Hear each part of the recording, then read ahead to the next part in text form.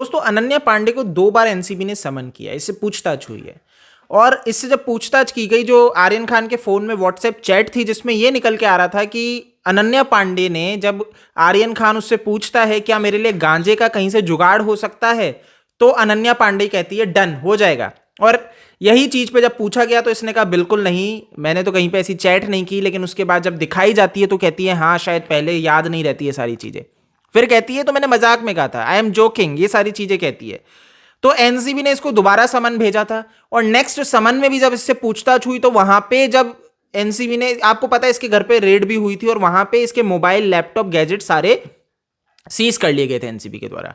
तो जब सेकंड समन में इससे पूछा गया कि आपके कुछ ट्रांजैक्शंस निकलते हैं आपने ड्रग पेडलर्स, क्योंकि आर्यन खान और इसके बीच में जो चैट्स है 2018-19 की, तो वो क्या दर्शाती है कि इसने आर्यन खान को ड्रग पेडलर्स के नंबर भी दिए थे, यानी कि उनके टच में जाने का जितनी भी जानकारियां दी गई वो अनन्या पांडे उनमें से एक है।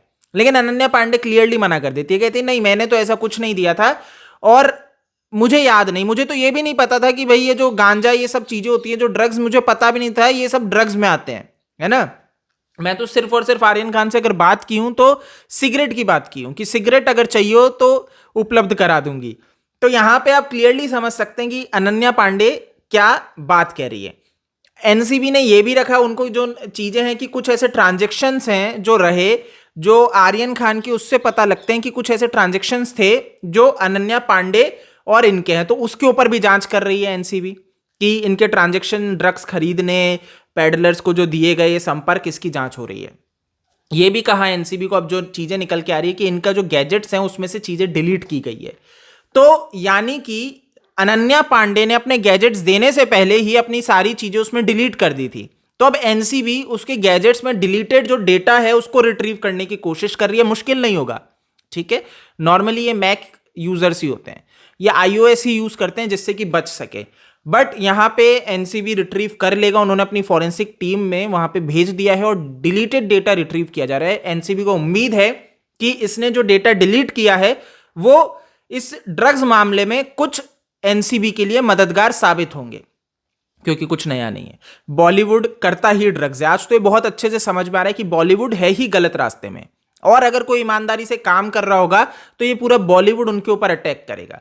अगर आपने इनकी गलत चीज को पकड़ लिया, इनकी गलती को पकड़ लिया, इनके गलत काम पे इनको अगर पकड़ के गिरफ्तार कर लिया, तो ये कैसे आ जाएंगे कि आप इनको टारगेट कर रहे हो, ये विक्टिम कार्ड खेलने लग जाएंगे और उल्टा उसी को दोष देने लगेंगे जो सही रास्ते पे चल रहा है, जो बढ़िया काम कर रहा है।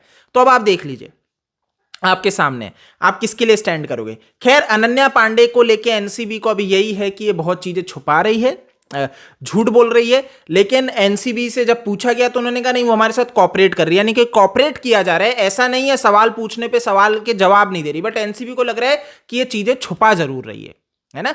और हर चीज में ये बोल देती है कि मैंने आज तक अपने जीवन में ड्रग्स नहीं लिया, कभी कंज्यूम कुछ नहीं किया है, ना मैंने देखा है, ना हाथ लगाया, ना कुछ किया है, तो मेरे को तो कुछ नहीं पता। हालांकि आर्यन खान के साथ हमारी स्कूल की फ्रेंडशिप है, क्योंकि ऑब्वियस सी बात है शाहरुख और मेरे पिता आपस में दोस्त रहे हैं, तो हमारा बचपन से रहा है। उसकी जो बहन है आर्यन खान की, सुहाना, उसके साथ मेरी अच्छी मित्रता है। तो आप क्लियरली समझ सकते हो कि यहाँ पे इन सब चीज़ों पे वो कह रही है मैं जानती हूँ, कहीं पे भी ये नहीं कह रही मैं नहीं जानती थी, हम उठते बैठते थे सारी चीज़ें, बट वो ड्रग्स लेता था, इन सब चीज़ों पर मुझे कुछ नहीं पता और मैंने कभी मदद नहीं की। लेकिन एनसीबी को यहाँ क्या लग रहा है, संबंध है, राइट। अब देखते हैं क्या रहता है। जो भी है इस वीडियो में इतना ही है, आप इसको शेयर कर सकते हैं जिससे लोगों को भी इस बारे में जानकारी मिल जाए, और लाइक जरूर किया कीजिए वीडियो, ठीक है। जय हिंद।